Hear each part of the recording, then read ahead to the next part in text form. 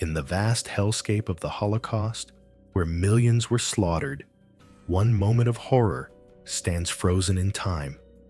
The brutal execution of a 14-year-old girl in the Majdanek concentration camp. Her name is lost to history, but her death has not been forgotten. Stripped of everything, including her identity, she was murdered in a place where innocence had no refuge. She was caught in the machinery of genocide, a face lost among countless others. Yet her execution, described by some as especially vicious, has become a symbol of innocence crushed by unimaginable evil. Majdanek was a factory of death, but this particular killing, cold, deliberate, and grotesquely cruel, has endured in the memories of survivors and historians. It is a glimpse into the bottomless cruelty of the Nazi regime, and a haunting reminder of the children who suffered in silence. Majdanek was not the most famous of the Nazi camps, but it was among the most deadly. Located near the city of Lublin in German-occupied Poland, Majdanek functioned both as a forced labor camp and a killing center. It operated from 1941 to 1944 and claimed the lives of an estimated 78,000 people, though some historians believe the real number is far higher. Originally built to house Soviet prisoners of war, Majdanek quickly became part of the broader machinery of genocide. Jews, Poles, Roma, and other groups deemed undesirable by the Nazis were transported there in droves. Victims faced starvation, forced labor, disease, torture, and execution. The camp was equipped with gas chambers, crematoria, and execution pits, making death both industrialized and intimate. Children were especially vulnerable. Deemed unfit for labor, many were killed upon arrival. Others were worked to death, died of disease, or were executed without reason. In some cases, SS guards reportedly amused themselves by targeting children for random killings, a perverse expression of absolute power. Unlike Auschwitz, Majdanek was liberated mostly intact by Soviet forces in July 1944. The speed of the Red Army's advance meant that the Nazis had little time to destroy the camp's infrastructure or records. This has made Majdanek one of the best preserved Holocaust sites, a chilling museum of atrocity that still stands today. Understanding what happened at Majdanek is essential to understanding the scale and cruelty of the Holocaust. It was not an anomaly, but part of a vast system of extermination. And within that system, the murder of a 14-year-old girl, a nameless victim among thousands, reflects both the personal and collective horror of the Nazi death machine. Very little is known about the 14-year-old girl executed at Majdanek. Like so many of the camp's victims, her identity was erased. No preserved name, no known family, no surviving photograph. She exists only in fragments, recollections from survivors, scattered references in post-war testimonies, and the enduring horror of her reported execution. One of the primary sources that mentions her comes from survivor testimonies collected during post-war trials and archival projects.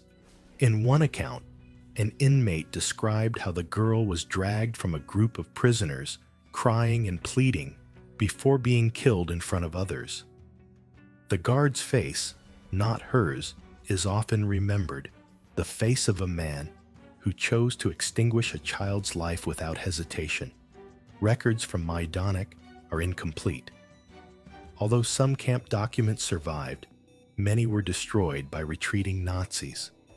Historians rely on a mix of camp inventories, administrative memos, and court evidence to piece together what happened. But in the case of this girl, the trail grows cold quickly. Some believe the story may represent not just one victim, but a composite, a brutal killing that echoes the fates of many children in Majdanek. whether she was Polish, Jewish, Roma, or from another persecuted group, remains unknown. But the power of her story does not depend on her name. It lies in the fact that she was a child, voiceless, defenseless, and executed as if her life held no value. She stands for thousands, and in her silence, she speaks volumes. The execution of the 14-year-old girl at Majdanek is remembered as one of the most chilling episodes in a place already defined by death. According to witness accounts, the act was not hidden or hurried. It was deliberate, staged, and cruel beyond comprehension. One surviving testimony, later submitted during war crimes trials, described a scene in which SS guards pulled a young girl from a line of prisoners. She was trembling, barefoot, her clothing torn. She cried for her mother.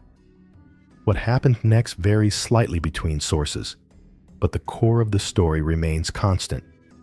She was executed not because she posed a threat or committed an offense, but to assert dominance, to terrorize others. Some reports say she was shot point blank in front of a group of prisoners, her body collapsing into the mud as others were forced to watch. Others suggest she may have been killed in one of Majdanek's gas chambers or injection rooms, used not just for killing en masse, but sometimes for targeted executions. A few testimonies mention guards joking or placing bets before the killing, mocking the child's fear. The identity of the SS guard responsible remains unclear. Names mentioned in post-war trials include several notorious figures known for their sadism, such as Anton Thurnes and Hermann Florstedt, both of whom held high-ranking positions at Majdanek and were later executed for war crimes. Whether they directly ordered or participated in the girl's death is uncertain, but the culture of cruelty they fostered made such acts not only possible, but normalized. This execution wasn't just an act of murder, it was a performance of terror. The message was clear. No one, not even a child, was safe. In that moment, the regime's brutality revealed itself in its rawest form, killing not for efficiency, but for power. When the Soviet army liberated Majdanek in July 1944, they found the camp almost intact. Gas chambers, crematoria, execution sites, and piles of prisoners' belongings left behind. But they did not find the 14-year-old girl. Her body, like so many others, had vanished into the soil, the ash, the silence. And yet, her story endured. In the aftermath of World War II, testimonies about her execution emerged during investigations and trials of Nazi war criminals.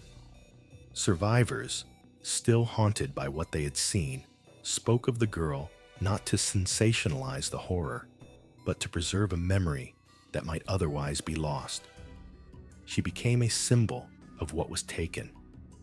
Not just life, but the very possibility of a future.